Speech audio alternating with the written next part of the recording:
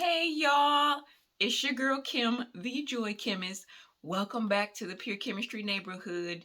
I'm so glad y'all came back. Now look, it's a new month, it's a new day, a new season, new topics we talking about, okay? So this month we are going to tackle the element of courage, okay? We are going to talk about courage. It's time for us to get bold. It's time for us to jump in action, to get out here and tackle the things we're supposed to do and not be scared to do it. Don't be scared. Don't be scared. Let's do what we're supposed to do. So look, I'm gonna break it down for y'all because this gonna be story time because this topic here, having courage and defeating fear, is something that I've battled with all my life. All of my life. I was a scaredy cat. I was scared of everything. Scared of everything. So look, we're gonna get into this topic and I'm gonna do my best. I'm gonna do my best to break it down. So look, y'all hold on a second because I got to play the cute music before we get into it.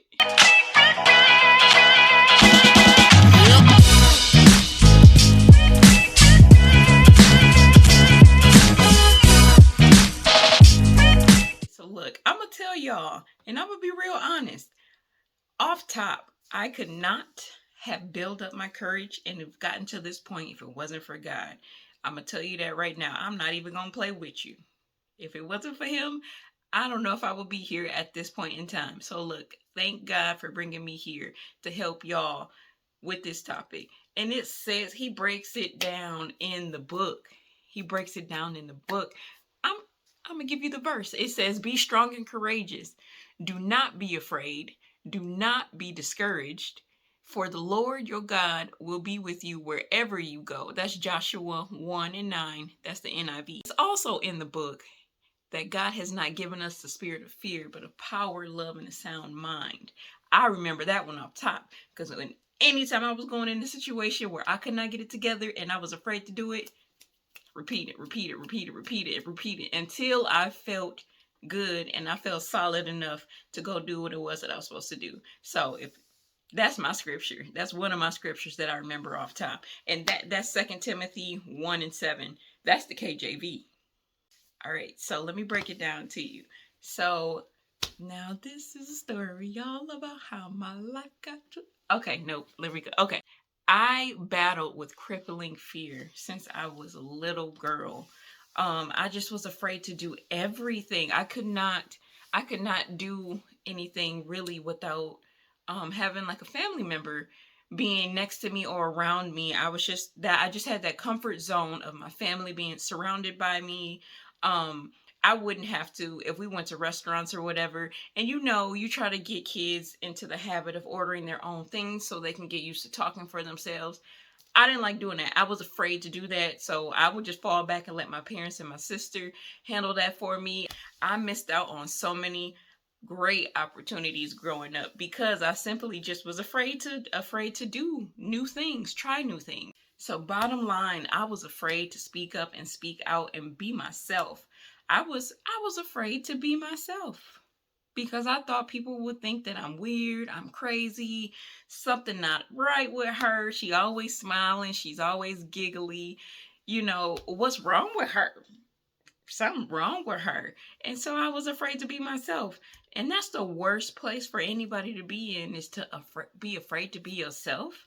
Like, who who would have the audacity to make you be afraid to be yourself? Like, no. No. And I learned later that it's amazing to be me. Like, there's only one of me. That's a superpower in itself. There's only one of me. So why would I be afraid to be dope? I'm dope, okay? And if you don't feel like that way about yourself, you get in the mirror and you tell yourself you are a dope and amazing person. And you keep telling yourself that until you remember that, okay? Self-affirm daily. It makes a difference. Oftentimes I was placed in the background. I was pushed in the background. So what I mean by that is, like, if I go somewhere and I'm like, "Oh, I want to help out. Can I help out?" "Oh, no, you can go over there and play with the kids or watch the kids or make sure the kids do this or do that." By the way, that has actually happened before. but I just always wanted to help and be involved. I like helping people. So me getting pushed off to the side, and not to say that helping somebody would have pushed me in the forefront or anything like that, but no, I just genuinely like to help people. So to get pushed off to the side, many times in many different scenarios, it was just like, nah, you can go over there and do something else. You can go over do this. You can go over do that. Or a lot of times when I walk into a building with a group of people or something, somebody would always ask me about somebody else and not ask how I would be doing some certain things like that. So it was just like, so from early on, I learned that myself had to take a back seat to other things and what other people were asking me to do. That that wasn't cool. Looking back now, it's just like that wasn't cool. That wasn't cool to play in the background. So I internalized that, and then going forward, as I grew older, I automatically did that. Like, no, I just want to, I'll just go over here and do this or do that, and I'll just hang out in the background, and y'all do whatever y'all need to do. If y'all need me, call me. I got you. But I'm gonna just hang over here in the background. It just got to be a pattern. Got to be a pattern. And after a while, I was like, I don't really like this. I don't really like this. So I've always known that there was more for me than just the norm and just going with the flow. Like, I just had to tap into it. And I spent the last, 3 years, 2.5, 3 years really searching on how to tap into that, how to tap into the more and really find out who I really am. Because I know I'm supposed to be out here in these streets doing something great and helping people. Honestly, say maybe 2017 that I didn't want to play it safe anymore. Like, that was boring. That was boring, playing it safe and playing it shy and playing it quiet. And as I started to, maneuver through life, I realized that that's not really who I am. And I used to say, oh, I'm an introvert, I'm only comfortable around, my people that I'm used to be comfortable around, people that really know me, know my personality. Those were the people that I opened up in front of. And just really could be myself. But if you were a stranger, I have to feel you out first. So, what got me to be more courageous? Well, let me tell you.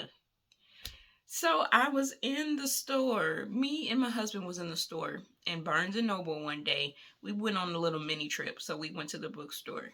And I just kept pacing the store. I kept pacing the store. And I'm like, I don't know what I'm really looking for, but I keep pacing this doggone store. So I got in my steps that day.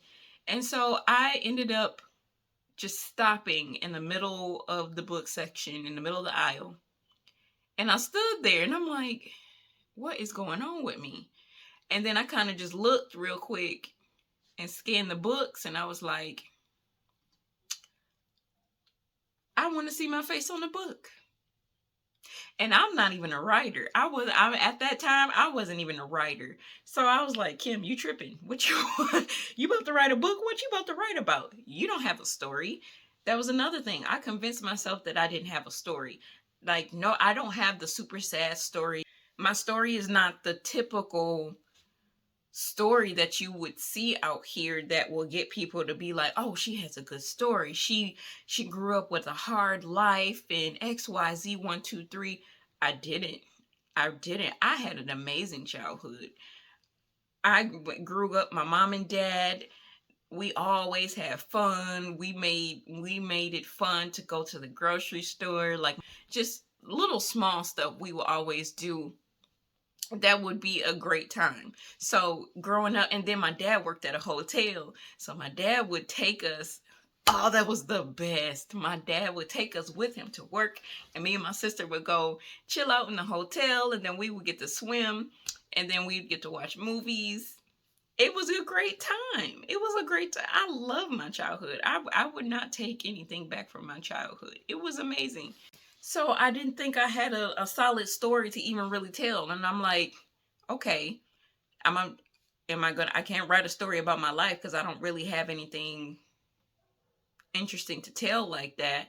And then I'm like, how am I going to think of a fictional book to write? I don't know if I'm creative when it comes to painting and crafts and things like that and putting things together. But as far as writing and words, I didn't know how I was going to come up with a story. So anyway, I immediately started looking for my husband in a store. And I'm like, I got to tell him this. And I'm like, I don't know why I had the strong urgency to tell him, but I said, I got to tell him this. So I tracked him down and I told him, I said, I don't know why. I just had a realization that I want to see my face on a book. And that means I need to write a book. And he was like, okay, cool. Let's go. What you want to do? Let's do it. Like, let's go. I was like, okay. And I was like, it was at that moment. This is the point in time where I would have like a voiceover and it would be Morgan Freeman. It was at that time that she realized she messed up. Because now I got to commit to it. I had to commit to it after that. So I was like, oh, snap. What did I do? What did I do? So I had to figure out what I was going to write about. I had to figure out what I was going to write about. And then after the initial shock of the fact that I said that I wanted to write a book kind of died off, I began to think, okay, Kim, you want to write this book because it scares you. It scares you. Like after I said that and I got bold and I was like, I'm going to write a book. I want to see my face on a book. After that died down, it started to scare me. And I was like, nah, Kim, you got to do something that you can conquer your fear with. Like, you have to do this. You have to do this. You can't back down now. You got to do it. You said you was going to do it. It came out your mouth. So let's go. You got to do it. And I was like, okay. So I ended up signing up for this 21-day boot camp. And we had 21 days to sit and write out a manuscript.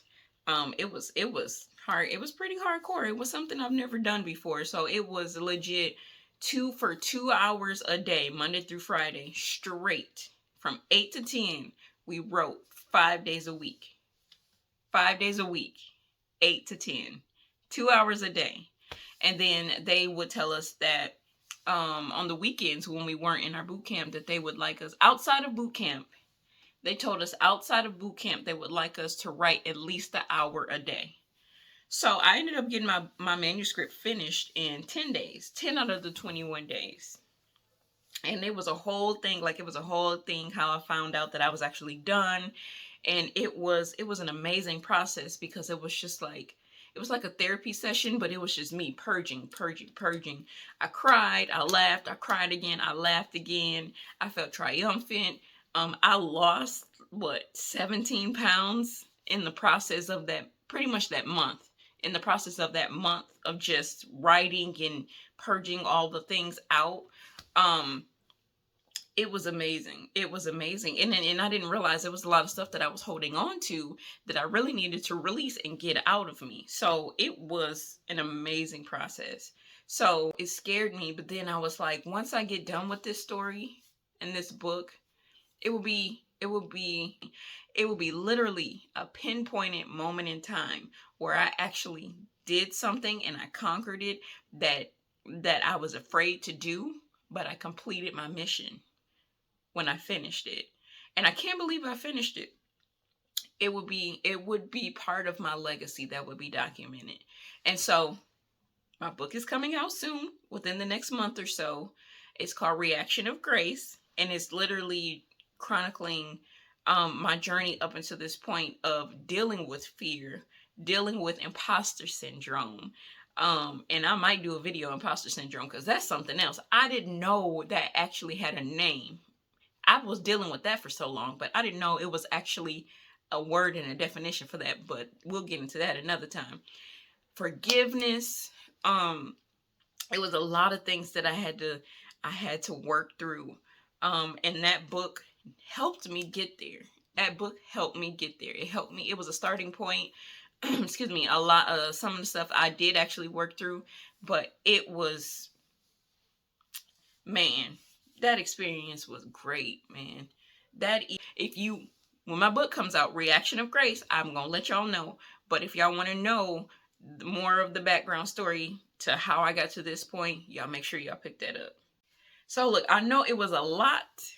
It was a lot to get from point A to point B, but we still got to get to point B to point C. Because next week we're going to talk about actually the courage portion. But in order for us to get to the courage, we had to let go and overcome fear. So we going to get there. We going to get there. You stay with me. Stay walking with me. We gonna get there. I'm gonna get you there. But we gotta, we gotta take the baby steps. We can't. Stuff just don't happen overnight. And that's what a lot of stuff out there is showing people, that stuff just be from point A to point B. No, it don't work like that. I'm trying to show you all the in between stuff that happens, and as short amount of time as I can, that it takes to actually get through a process, right? So look. Y'all's hanging there with me. Stay in there with me. Come back and see me next week for part 2, where we really gonna dive into courage. But like I said, we had to take the steps to get there. We can't hop over and skip the steps, because we don't want to miss out the lessons and the stuff in between. So come back and see me. Come back and see me next week for part 2. I love y'all. I see y'all. Y'all have a great day. Talk to y'all soon.